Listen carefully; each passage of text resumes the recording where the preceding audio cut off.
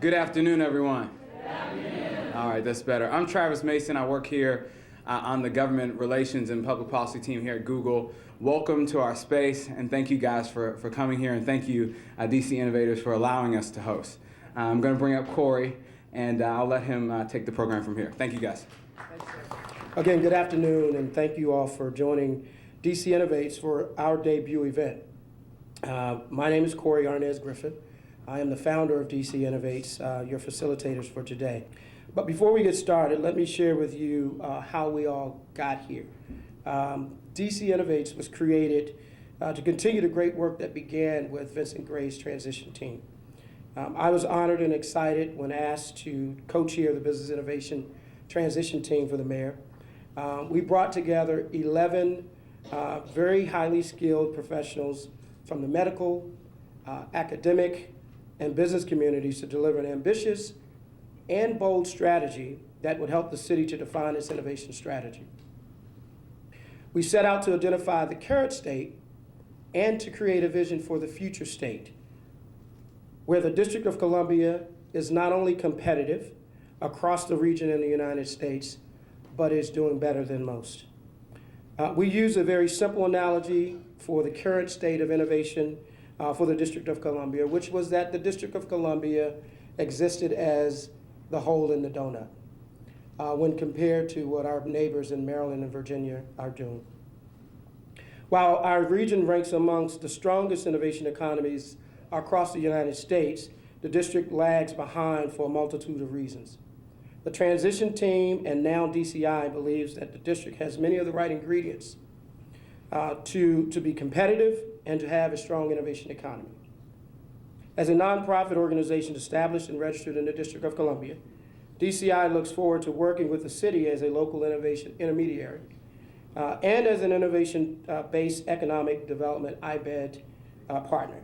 DCI's mission is to support the establishment of a 21st century IBED framework that fosters the growth and development of a vibrant, diverse, and inclusive innovation economy and venture ecosystem in the District of Columbia. Our main aim is to expand new job and business opportunities for all of the residents of the District of Columbia. DCI looks forward to working with both the private and public sector stakeholders to develop and implement an integrated 21st century IBED framework that is aligned with the city's economic development strategy. And our Deputy Director, Victor Hoskins, is in the room. He understands this very well and has worked with us from the inception of the administration. Utilizing this framework, DCI offers to work with the city as a point of integration through which key recommendations will be made for capital investments in economic development programs and local tech economy. Activities and initiatives including STEM education, workforce and human capital development, tech entrepreneurship, and commercialization in the District of Columbia. As a convener, DCI can work to bring together all stakeholders across the innovation ecosystem, including public-private, education, medical, investment, research and development sectors to coordinate strategies and create a competitive innovation economy in the District of Columbia. In addition, DCI will be able to coordinate strategies at the federal level that will enhance federal investments to support the district's growing innovation economy. A key to DCI's approach will be helping to identify and create opportunities to promote and sustain a workforce development and entrepreneurship strategies for district residents. DCI will work to bridge K through 12 STEM education and workforce development to the innovation ecosystem to facilitate full economic participation for district residents. DCI will operate as a convergence point for policy and practices concerning the knowledge, innovation, and tech-based economy for the District of Columbia. We'll identify technology-based economic development opportunities for the district, and will endeavor to create a comprehensive and coordinated strategy to enhance commercial activity in these emerging businesses and business sectors. Finally, DC Innovates can offer facilitation and advisory support for opportunities in the District of Columbia.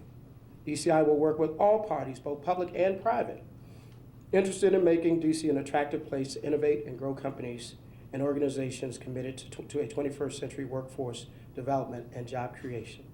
At this point, I will transition and I'll bring up Chad. Let me introduce you to Dr. Womack, who has been working for many years to get our attention about the need and opportunity here in the District of Columbia around innovation. Dr. Chad Womack. Thanks. First of all, thank you very much for being here. I want to recognize Mayor Gray, Deputy Mayor Victor Hoskins. I want to recognize Councilman McDiffie, all the dignitaries, including the Honorable Marie Johns, Dr. James Mitchell, panelists, my friends and colleagues. I want to start out by saying that this has really been a 8-year journey that really was started by a conversation with Ken Tolson and myself. We both went to Morehouse together and started talking about, Ken's a DC native. I'm a Philadelphian, so I'm a visitor here. Thank you for letting me be here. And you know, I think Ken and Corey actually share something in common, which is a love for their city, which is tremendous. So I just want to acknowledge that there's an alpha point to this conversation, and it really starts from a genuine love and concern for one's home. DC has the unique opportunity to leverage its strengths, its geographic proximity to research hubs that are, quite frankly, unparalleled. There's no other place like NIH in the world, no other place that has that amount of federal investment in research and development. And they're struggling right now trying to figure out, how do we commercialize that technology? How do we take ideas off the shelf into the marketplace? And where do we do that? The place. And how do we do that? The process. And who does that? The people. So an economy really is the exchange of goods and services in a marketplace that creates value. So if DC is what we want it to be, which is a world-class city, I think Mayor Gray, I've engaged Mayor Gray when he was Chairman Gray. And I remember we had those conversations when he was chair. And he said then that DC should be a world-class place. I agree. Then it's got to figure out how to connect the dots. How do you connect the people in the place to generate not just the ideas, but the process through which the ideas come off the shelf and into the market to create value? So the challenge is clear that the world's a big place, and the United States is struggling to remain preeminent as the innovator, as the place where innovation happens. And if you read the Brookings Institution's Bruce Katz's latest book, talking about the metropolitan revolution, where that stuff is really going to happen is in cities. Cities now are the engines of growth. They're also the place where there's a lot of diversity and a lot of opportunity. But we have some significant challenges that this slide shows. So the United States has pretty much dropped in its place in the world as the innovator of choice, if you will. Over 80% of the jobs in the next decade or so are going to be technical in nature, which require what we call STEM education, S-T-E-M, science, technology, engineering, and math. And those fields encompass a lot of different career paths. But DC actually is rich in natural resources, meaning the opportunity to engage in those career paths. Next slide, please. So when we look at the specific challenge, one of the interesting things I find about DC is that its demographics have almost flipped. But in doing so, it's becoming much more diverse internationally. So the challenge, which is how do we connect the people in the place to the opportunities, really resides on and centers on how do we make sure that they're prepared to participate as entrepreneurs, to start businesses, innovators, to come up with new ideas, and to translate those ideas with a vision to start new companies that ultimately generates jobs, and then, of course, wealth. So when we look at DC from a regional perspective, it has largely been the hole in the donut. Well, that's no longer the case. Now you have, under great leadership from Mayor Gray and the City Council and private sector, the opportunity to change that. DC, to my knowledge, in this country is one of the few cities that actually has cranes in the air. Philly had a crane, it fell, unfortunately. But here's one place where you have development that's actually happening. But the question is, how do we connect that development not just for the left half of the city, but for the whole city? How do we get everybody to participate?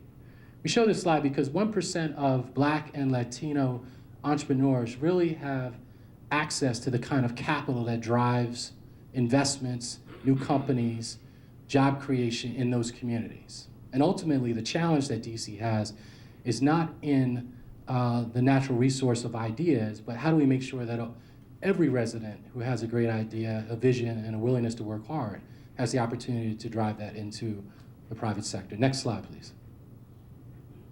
So when we ask the question, what does the future of urban innovation look like? We think at DC Innovates that it should look as diverse as the city looks, if not more.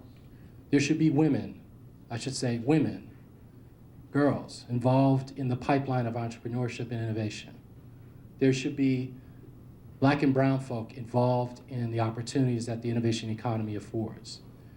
There should be a STEM educational and workforce development pipeline that's connected to the private sector. One of the biggest pet peeves I have, and now that I have a microphone in my hand, I can say it, is that our educational systems in this country are misaligned with the economy. The end goal of education is not just to get a PhD, it's to create something that has market value.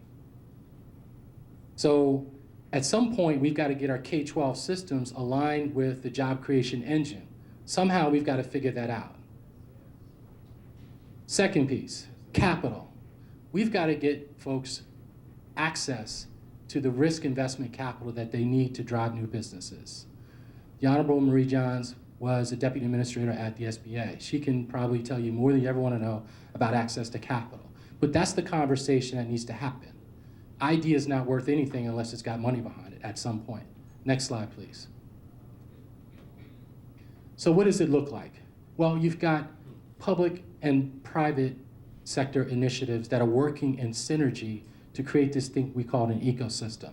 And in biological terms, an ecosystem is just that, an ecological system in which species of different types are interdependent and interrelate to create value, and this creates an economic value. So not one of these circles is dominant over the other. They all have to coexist in order for the ecosystem to coexist. That's the new paradigm in economic terms, ecosystem. So it's about small businesses, high growth businesses. It's about high market cap businesses. It's about access to capital, STEM education, workforce development. All of this in a policy framework that says, here's how we move DC's innovation economy forward, lifting all boats. And that's where DC Innovates as an organization, as an intermediary organization, realizes its role as a public-private partner. It works with the government, it works with the private sector, brings those two sectors together to create new value. Next slide, please. So why does it matter? Well, it matters because the US demographics are changing rapidly. Pretty soon we're going to be a so-called majority minority country. There are going to be more Black and brown folks than anybody else. What does that mean? Well, if we do not prepare the next generation of African Americans, Hispanics, Latinos, Native Americans, Asian Pacific Islanders to be the next innovators, entrepreneurs, visionaries, and give them the opportunity to get out into the private sector, create jobs, create new ventures, then we're going to suffer as a country. DC is going to suffer as a city. We have to make an investment in the future, and that has to be aligned with economic outcomes. I remind people that almost all new net jobs in this country over the past decade or so were created by businesses that were less than 5 years old. That means startups, early stage companies, which also means entrepreneurs who got out there and created new things. Aaron Saunders, a brilliant mind who happens to be African American, who actually had the courage to launch a new company. And as a result, he's actually employing people and he's growing. And he's going to tell his story during the panel in the second session. Well, there are a variety of folks out here who can do the same thing. And I want to stress and emphasize, I have a daughter who I think is brilliant. I want her to have as many opportunities as anybody else. So we really need to talk about women. Christine Johnson, who's sitting in the audience, is the founder of Diversitech, and she talks about this all the time. You've got folks like Nsinga Burton, who talks about this. She's a tech entrepreneur. So we've got wonderful, and Aaron Horn-McKinney, who used to head up NAMD, talks about this all the time. We need to talk about how we broaden the definition of diversity and what does it mean to be an inclusive economy. Next slide, please. So finally, what is the solution? We think that there are 3 pillars. Actually, there's 4. This slide is missing one. I need to update it. But the 4 pillars are STEM education and workforce development, because that's the foundation. Second is high growth entrepreneurship. And what we mean by high growth entrepreneurship are those businesses that start off with a bang and they grow and they keep growing. And because they grow, they're able to create jobs. The third is access to capital. The fourth, which is not on the slide, is policy. If you don't have the right policy prescriptions, then all of this isn't going to really matter. So that's the hard work that the mayor and the city council have to do with public input. Next slide, please. Outcomes. A lot of this work I'm doing in another nonprofit called the America 21 Project. We're hoping to take the example that DC would showcase out to other cities. So DC becomes the model for other cities. So I think we have a unique opportunity to do something that is going to have impact, not just locally here in the district, but across the nation. And this is the nation's capital, so you have a big stage. So I want to end and close by saying thank you for coming. I hope that this is an impactful afternoon where people can exchange ideas, get to know each other, network, but really think about what role you play in the ecosystem to help to grow DC's innovation economy in a diverse, vibrant, competitive, and inclusive way. Thank you very much for your time. Thanks, Dr. Womack. So Chad has sufficiently framed the challenge and both the opportunity for us. It's now my pleasure to introduce the next speaker to the podium here. And he's no stranger to any of us. He happens to be the mayor of the District of Columbia.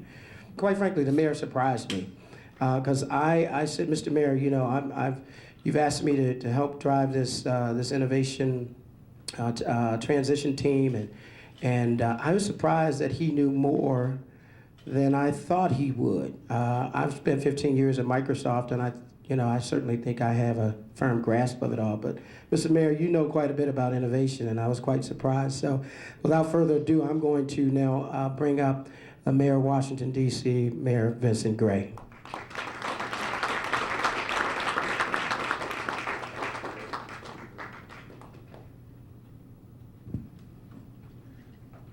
Well, thank you very much. Good afternoon. When all the microphones went off, I thought there was a message in there. Like, keep sitting down, Gray. I want to thank Corey for such a nice introduction. He is a very accomplished man, and he worked with us for a time in the city. He's worked with me, and now, of course, he's gone off to even bigger and better things. And Corey, I just want to congratulate you on having a storied career and all that lies ahead for you. Thank you so much for what you do for our city. Also, as our advisory neighborhood commissioner as well, having served in a distinguished way there. How about a big hand for Corey? I'm delighted to be here with Marie Johns also, and she does. Marie Johns knows a lot about a lot of things. She, of course, had an outstanding stint at the Small Business Administration, and I was delighted to see her there and very sorry to see her go. She knows the city so extraordinarily well and did so much to try to reach out, especially to help us connect with some of the opportunities abroad that now are continuing to emerge and grow and develop for the city. So, Marie, thank you for continuing to be a great friend to this city and being such an innovator yourself. We appreciate you very much, and we look forward to your next iteration, and we'll be right there helping you to try to make those next moves. I also want to recognize that some of our folks are here, our Deputy Mayor for Planning and Economic Development, Victor Hoskins, who is doing an absolutely extraordinary job working with our economy here in the District of Columbia. And yes, it is nice to know that we have cranes in the District of Columbia. Victor is the official crane counter also. he emailed me yesterday because a week ago we had, I think, 66 cranes in the air. As of this past weekend, we have 54 cranes in the air. And, you know, and your first response is, oh man, what's going on? Well, he said it right, and I agree, and that is we're finishing projects, you know, and we're now getting ready to start new projects. So, you know, you don't want to keep adding more cranes because somebody's going to ask one day, what the hell happened to those projects? Did they ever get finished? So, yes, we have 54 cranes, and we will be adding more to those. I see Jeff Miller is here, and Jennifer Boss, who is our technology guru in the Deputy Mayor's office, and others of our staff who are here as well. I see Councilmember McDiffie is here too, who I think is really a rising star on the horizon. I really like, I'm going to violate protocol. I really like Kenyan. The heck with all that Councilmember McDiffie stuff. I really like Kenyan. He's very level-headed, he's smart, he's dedicated, he's committed, he loves the city, and it's nice to work with somebody that brings that kind of commitment to the game. So Kenyan, thank you for being who you are and representing Ward 5.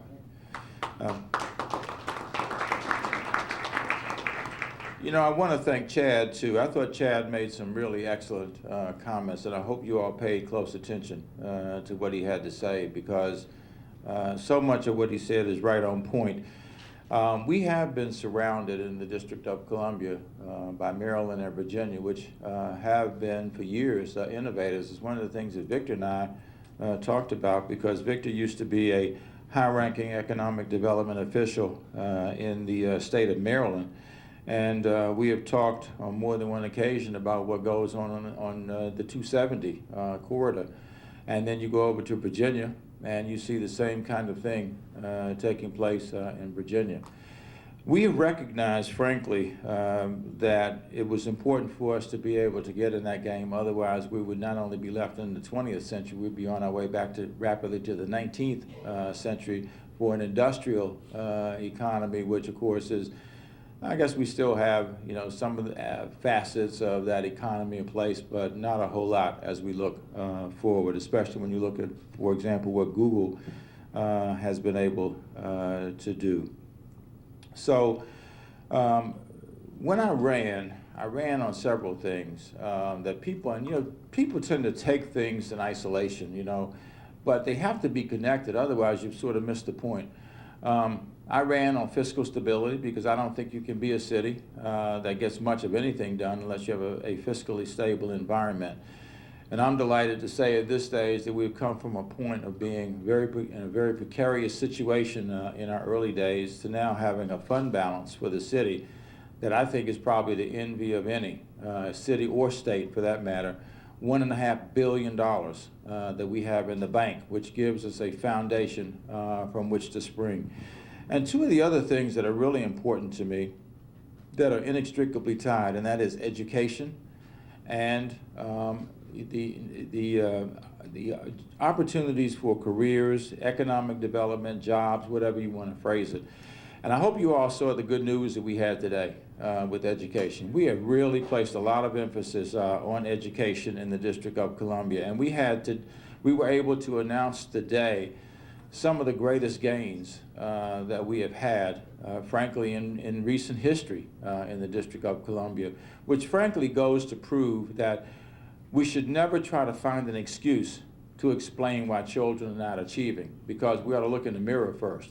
Our children are not achieving because we haven't brought the right innovation to the table, we haven't brought the right commitment to the table, we haven't brought enough resources to the table, and we simply haven't figured out how to be able to move things along for our children. And I hope today's news will say to people that irrespective of what demographic you may be described as, irrespective of where you may live, irrespective of your economic wherewithal, you can achieve.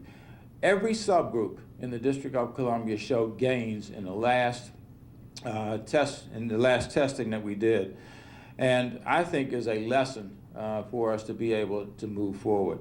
And frankly, that is so fundamental to our ability to take advantage of technology and innovation here in the District of Columbia. And it's something that we are now increasingly taking advantage of. When you look at how many of you all have seen our 5-year economic development plan? And if you haven't seen it, we only have about 10,000 copies left, so we'll be happy to get you a copy of it so you can see it. But there are a couple of major goals. One goal is to be able to generate over the next 5 years $1 billion in additional tax revenue, $1 billion, and to create 100,000 new jobs. And a substantial number of those jobs are to be created in technology and innovation because we believe that that is the future of this city. This has been a city that has been essentially a government town. It has been a federal city. It's often called the federal city. And frankly, with the ups and downs of the federal government, so you saw the ups and downs of the District of Columbia. You heard Chad talk about the fact that, again, around Washington, Maryland, and Virginia, moving in these directions, but we hadn't moved in those directions. Well, we are moving in those directions now.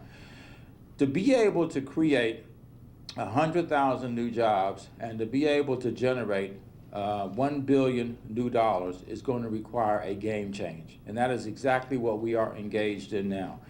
In our economic development plan, there are 6 visions. And one of those visions is to become the largest technology center on the East Coast.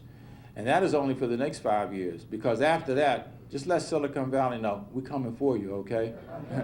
We have the commitment to be able to generate that kind of opportunity here in the city. But that's going to require us to take advantage of the twin opportunities, and that is, what do we do with education?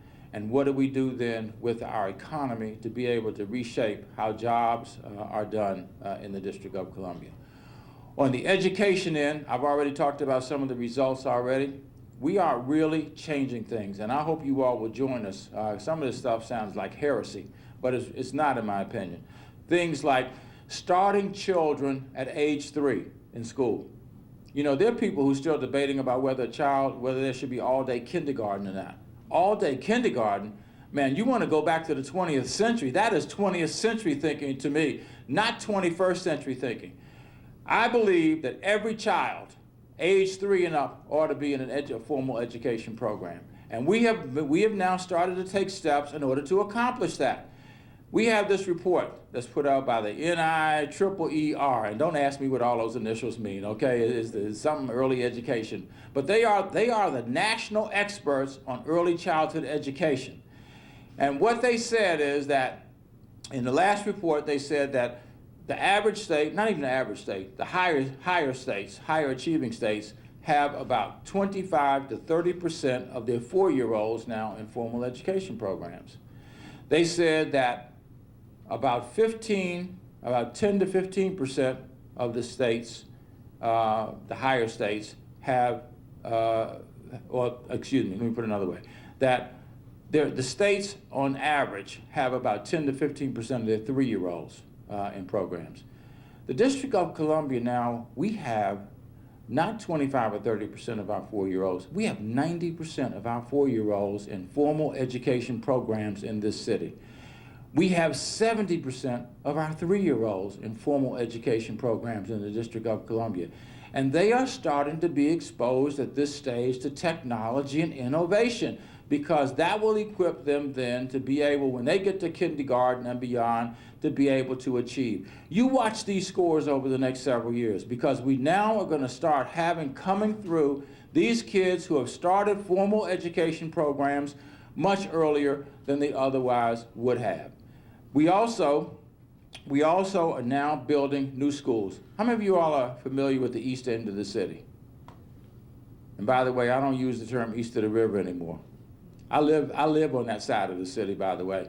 And the reason why I don't use east of the river is because as soon as you say east of the river, people think other side of the tracks. People assume underachievement, lack of accomplishment. So I don't use it anymore. I'm not going to try to change people's opinions about the term. I just use a different term. And East End means wards 7 and 8 on the other side of the city, the east end of the city. What is going on there now is a revolution. You should see what's going on. We are right in the heart of it with St. Elizabeth's. How many remember St. Elizabeth's? How many remember it as a mental health facility? Yeah, everybody who raised their hand the first time, right? Well, it is being transformed. Just yesterday, we were at the dedication ceremony for the new Coast Guard headquarters. The new Coast Guard headquarters, a 1.2 million square foot building that will house 3,700 employees on the west side of the campus. The leveraging opportunity for us in terms of technology and innovation is absolutely extraordinary. If it doesn't happen, it is our own fault. So we have already started, right, Victor? Right, Jen? On the east side of that campus, we are developing innovation centers, and we are attracting folks to come to the District of Columbia. First of all, how many of y'all are familiar with Citadel? Citadel is a French lighting firm that uses technology and innovation all over the world to light up the world. They've lit up bridges, they've lit up the Eiffel Tower, all kinds of exciting things. They have committed to establishing their East Coast headquarters, their North American headquarters, on the grounds of St. Elizabeth's Hospital, right here in the District of Columbia. SMART BIM, you may not be familiar with. BIM is an acronym for Building Information Management. They do all kinds of innovative design things in order to design office buildings and other, multi-story buildings.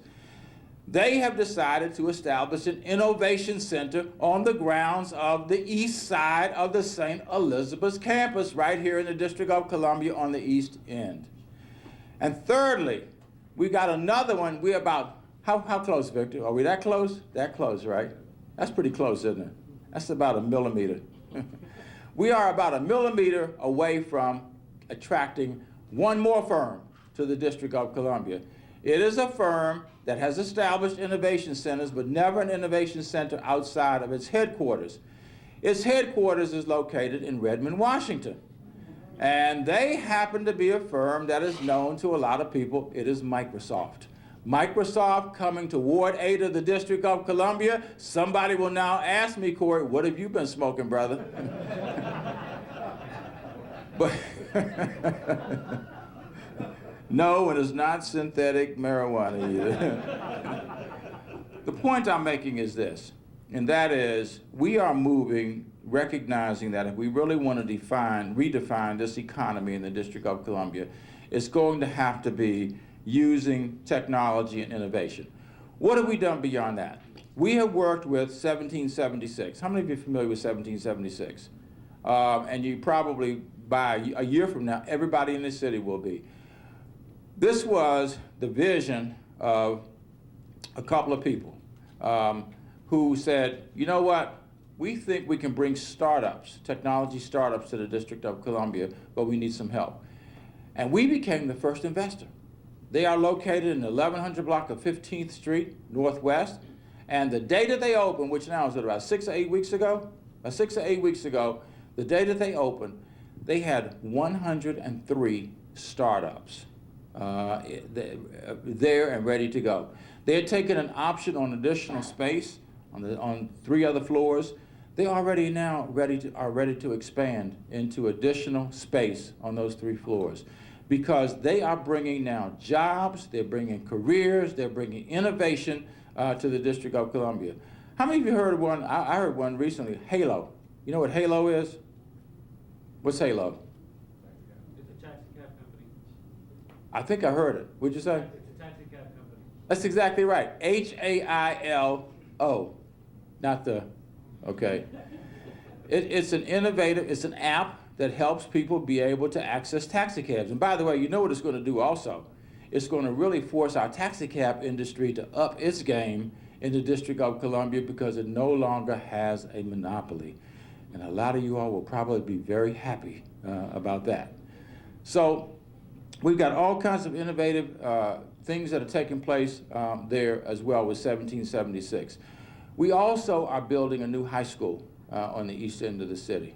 How many of you? You're happy with that too. Ballou High School. We are investing $130 million in a new Ballou High School. It will be on the same site as the current high school, which will stay there until the new one is finished. The new one will be finished next year, by the way. It'll be ready for not this school year, but the next school year. The emphasis at Ballou High School will be on science, technology, engineering, and math. And guess what? Ballou is right around the corner from the east side of the St. Elizabeth's campus, where there will be innovation centers focused on technology, and we will be able to connect our kids in Ballou High School with opportunities in the innovation centers that are being developed on that campus. So we have a vision for the District of Columbia. And that vision says that this economy is really going to grow. If we really are going to continue to expand as we are now, we've got to go in a different direction. And that different direction is taking advantage of exactly what DCI is focusing on and what others around the nation now are focusing on. It is saying that if we really are going to create 100,000 new jobs, then we've got to be able to be an active player in this arena. Some of you may know, you may not know, our city is growing at the rate of 1,100 to 1,200 people a month. A month.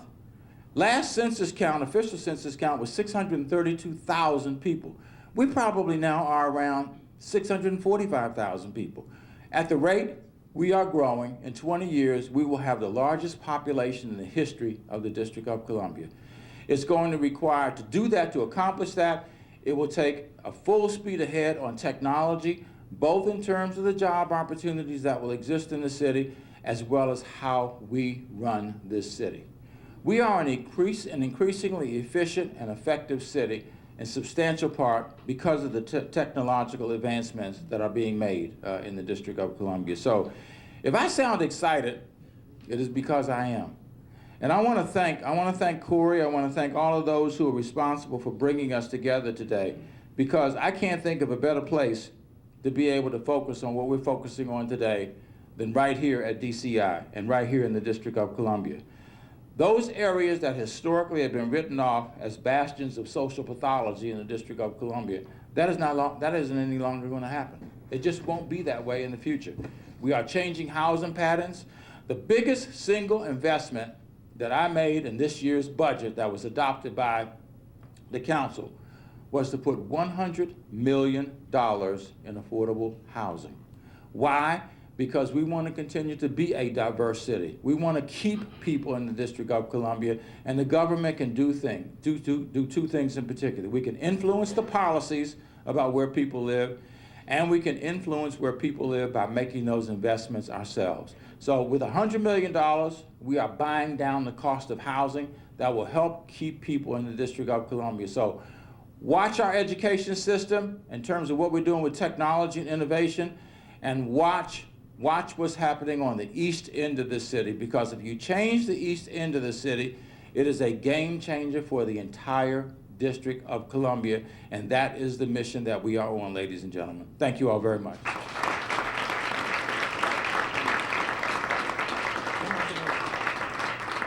Just one last thing. Each one of you get one of these propaganda cards. We're down to our last 10,000 of these also. Actually, you can read this in about probably 45 seconds. And these are all things that have been accorded the District of Columbia in the last probably 9 months. And they're all external affirmations. They're not things that we made up ourselves. And you'll see where they've been accredited. Can you believe we have the strongest economy in the U.S. At this stage? That we have more LEED certified buildings than anywhere else in the U.S. We are the #1 new tech hotspot, according to Forbes magazine. Not too shabby, right? And then you can go all the way down to the backside of this. We're now the second hippest U.S. city in the nation also. I'm not sure exactly what it means to be a hip city, but if we're the second best at it, that's a good thing.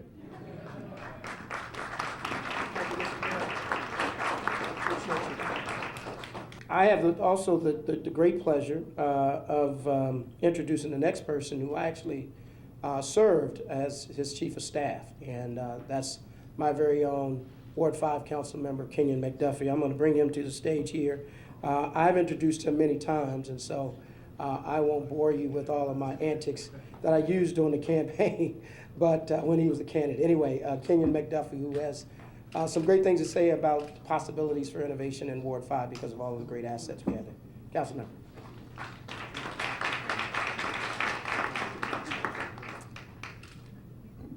Good afternoon. After that talk that the mayor just gave you, I know you all aren't tired because I got excited about that discussion. Good afternoon. How you all doing this afternoon? All right. Awesome. I'm Kenyan McDiffie, as Corey mentioned, council member for Ward 5 in the District of Columbia. I know some of you are probably wondering where is Ward 5 in the District of Columbia. If you ride the subway system, then you probably are familiar with Rhode Island Avenue Metro Station, Brookland Metro Station, and Fort Totten Metro Station. And those three stations fall within the boundaries of my ward. And I'm here not because I add any real value to the substance of this conversation. Obviously, you all are the experts when it comes to innovation and technology.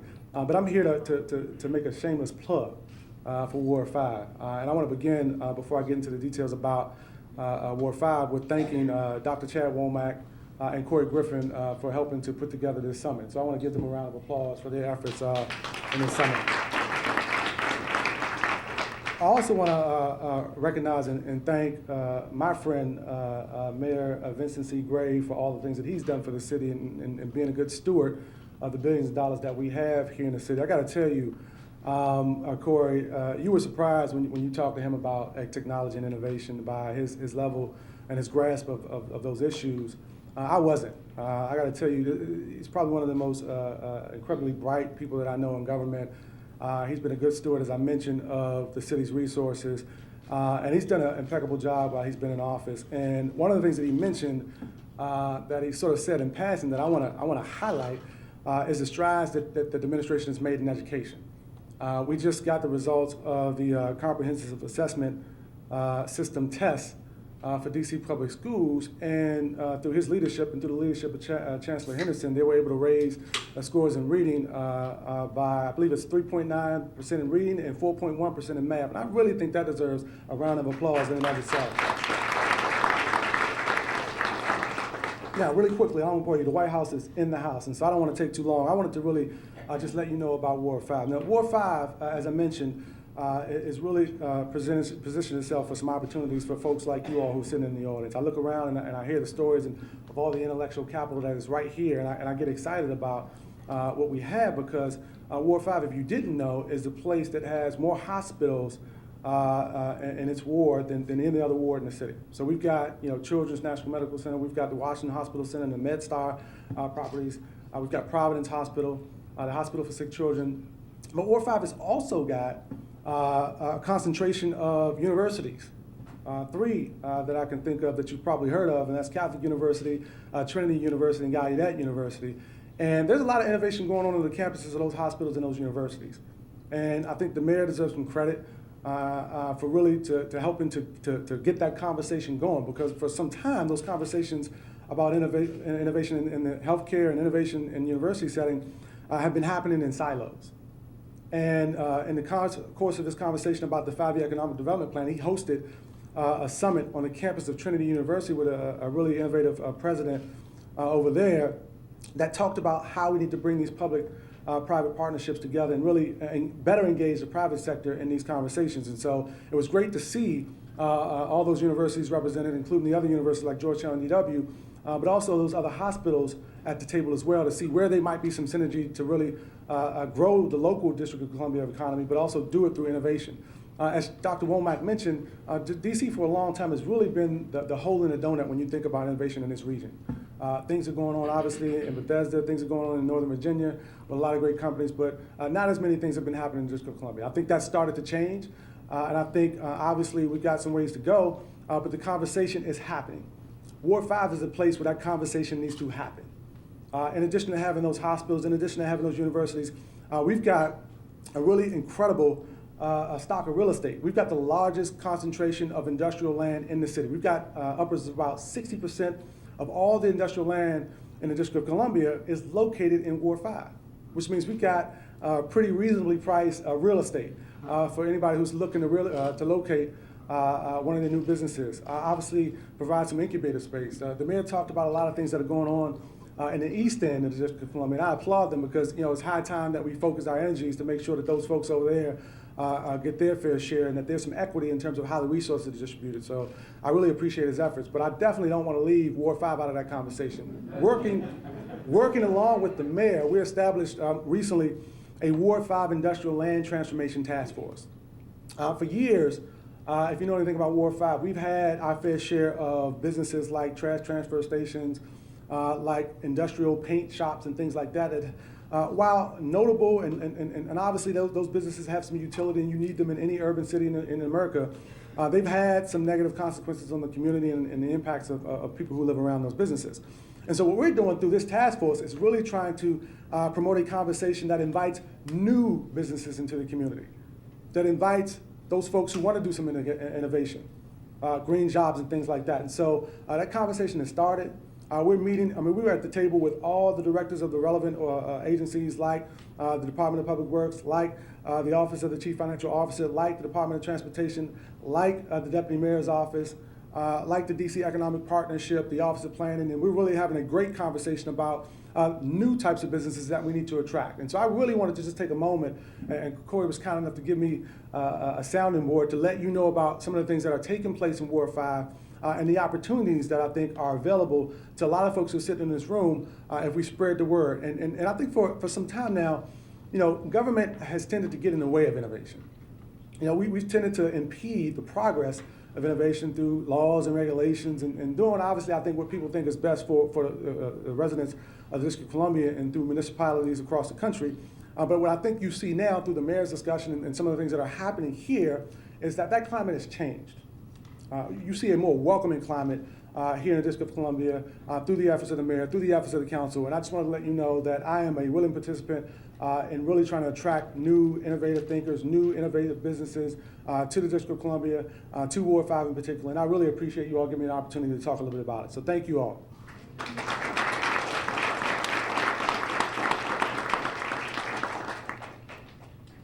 I'll be very quick. In case you're wondering, Ward 5 is open for business. No, but seriously, thank you, Councilman McDiffie. Very briefly, because they have to leave, they're on a tight schedule. I want to say thank you to Mayor Gray for coming and providing those excellent remarks. And want to really thank Katie Dowd and, of course, Todd Park. Todd Park is for those who don't know, the U.S. Chief Technology Officer, which basically means he's in charge of all technology in the entire United States of America. No, but the truth is, Todd is the chief innovator inside the White House. He is the president's special advisor. President Obama depends on him to brief him on what's going on with regards to tech innovation. Just on a personal note, these are phenomenal human beings. For all who question or wonder whether or not your government is responsive, I can tell you that somebody like me who's a nobody knocked on the door of the White House and they opened and they answered.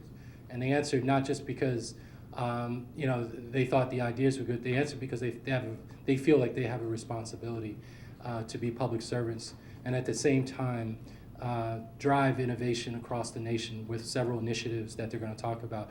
Todd and Katie have been driving the Tech Inclusion initiative. I'm project lead on one of those, and we're happy to celebrate the Champions of Change in Tech Inclusion tomorrow at the White House. So without further ado, Mr. Todd Park.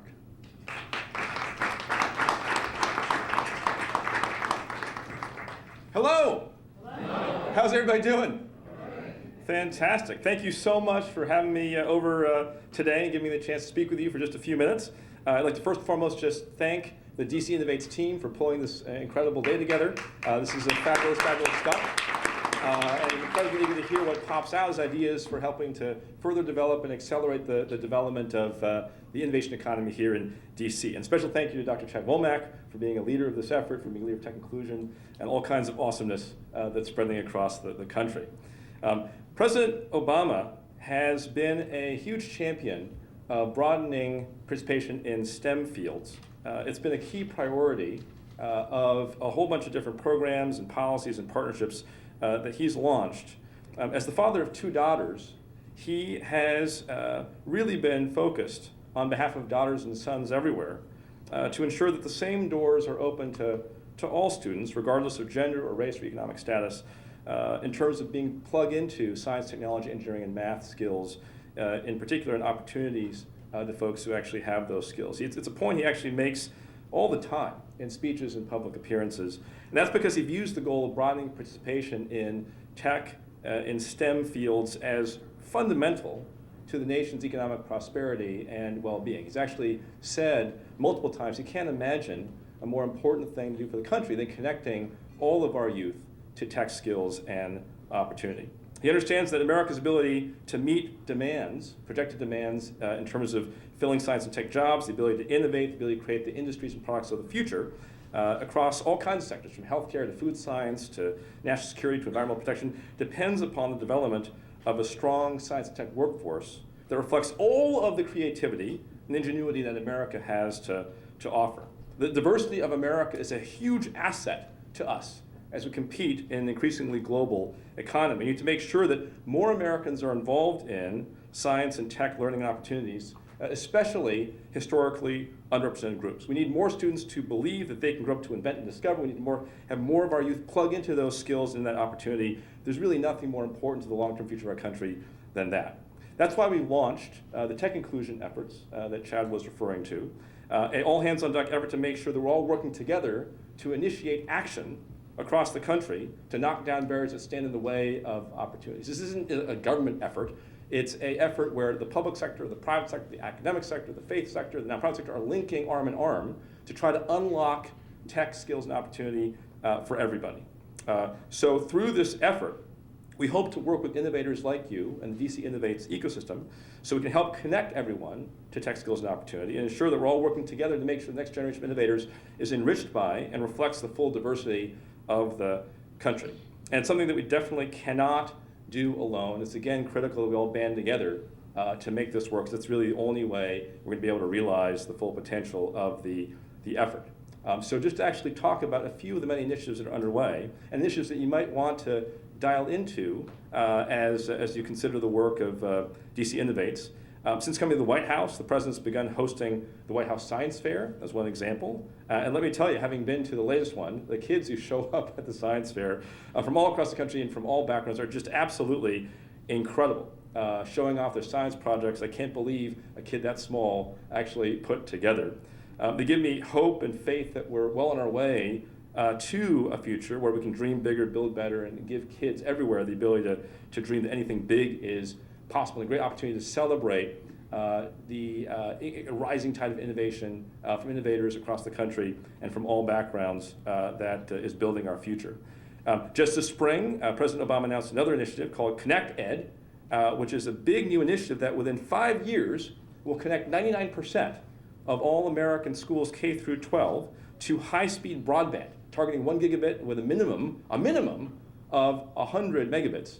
The problem is most schools today actually have the same connectivity as the average American home, but 300 times as many users, right? You can't actually watch 2 different videos at the same time using the average school's connection. This is actually a big, big problem, and it's actually a huge opportunity if we can actually do something about it. So Connect Ed will do something about by actually investing in connecting 99% of kids, K through 12, to high-speed broadband within 5 years, investing in wireless infrastructure in those schools, investing in training teachers on online teaching skills, and challenging the private sector to come up with the tablets, the hardware, the software, the digital content that can really arm our kids with the skills that they need to generate the future that we all want for them. And just to give us a sense of the competition we have out there, South Korea, by 2016, is going to phase out textbooks entirely.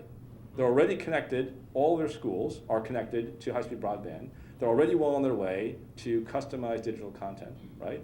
And they're going to phase out physical textbooks by 2016.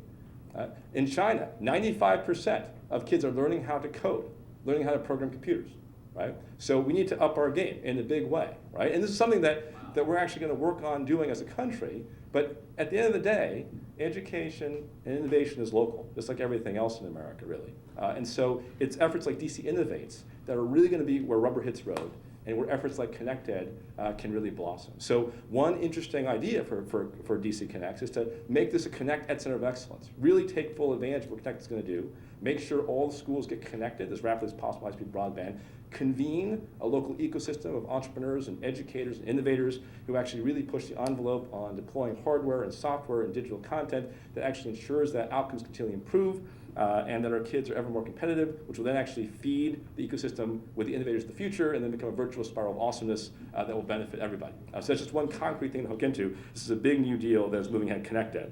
Another effort to potentially plug into is called US 2020, which is one of the multiple efforts that have sprung from our tech inclusion efforts. And this has a really big goal in mind, is to deploy 1 million science and tech and engineering and math professionals into schools to mentor kids by 2020. 1 million. 1 million. They want to do this by asking CEOs of tech companies to have 20% of their tech workforces volunteer 20 hours a year by 2020 to actually mentor kids in schools, with a particular focus on disadvantaged schools, schools in hard-hit areas, schools with historically underrepresented folks. And this is incredibly important because a lot of the empirical research indicates that, kind of long story short, it's something that we all, I think, can relate to our own lives, right? If a person, if a scientist, if a technologist, if a role model reaches out to a kid and says, you can be a scientist too, you can be a technologist too, you can be a tech entrepreneur as well, right? And injects that moment of inspiration and love into that kid's life, they can change that kid's life forever, forever. And what if we had 1 million additional people that volunteered to do that? It would be a game changer, right? And actually, this was sparked by a brainstorm that happened in the Tech Inclusion Workshop, as Chairman remember, where someone got up and said, look, I'm going to give an analogy. This is the person talking. Soccer. So apparently 20 years ago, America was terrible at soccer. Terrible at soccer. And then what happened is that there was an all-hands-on-deck effort where at every level of every community, people started volunteering to coach soccer, to mentor people in soccer, train people on soccer. And now our women are amazing, and our men are okay, right? But it's actually a lot better than it was before. And so this inspired innovator said at this White House meeting, what if we could do the same thing with tech? What if we do the same thing with STEM, right? I think we can. And again, while it's a national effort, right, it's actually going to be driven locally by efforts like DC Inovates. So another idea might be, what if DC Inovates could become a center of excellence for US 2020 and mobilize an effort, right, to get tech innovators to mentor the tech innovators of the future in schools across the district. Wouldn't that be amazing? You'll change lives in an irrevocable way. I think all of us can relate, right? Each of us had someone who loved us and cared enough about us to put us on the path where we are today, right? What if we create more of those moments in more kids' lives? The future of the district and the country will be that much brighter, much brighter. So these are actually just a few of many examples that are in the tech inclusion space or in the broader innovation space. There's a growing panoply of these efforts, public and private, all across the country. And I think one of the first things to do, very likely, in this effort is to make sure that folks are aware of these different efforts that are underway and hook into those efforts and to become leading avatars of those efforts to help both drive them and take advantage of the mojo that folks are mobilizing behind these efforts. And so we would love to help in any way we possibly can. It's incredibly exciting what you are doing. And if I can be personally helpful in any way, let me give you my personal email address, which Chad knows, but I'll give it to everybody. It's a tpark, T-P-A-R-K, at ostp.eop.gov. Sorry for the super complicated email address. tpark at ostp.eop.gov. And I have an email protocol where I read all my own email, which is increasingly difficult. But I read all my own email. If I don't get back to you within 72 hours, right, please hit reply and put you idiot, and then type original email. And I actually literally sort my Outlook by you idiot, right? And then I get back to people. But of course, you've already figured out that there's a hack, which is that if you put you idiot in the first email, you save yourself 3 days, right? So, and if you wouldn't mind actually adding in your subject header, DC Inovates, I'd love to prioritize that as well. Because again, I think there's an enormous opportunity here to really turbocharge the development of the innovation economy. We're right here. So we'd love to actually work with you as a living laboratory for how to do that, which will then help enrich communities across the country by taking lessons learned from DC and exporting them elsewhere. That would just be pure awesomeness, to use a technical term. Yes, ma'am. Oh, yes, it's tpark, T-P-A-R-K, at ostp.eop.gov.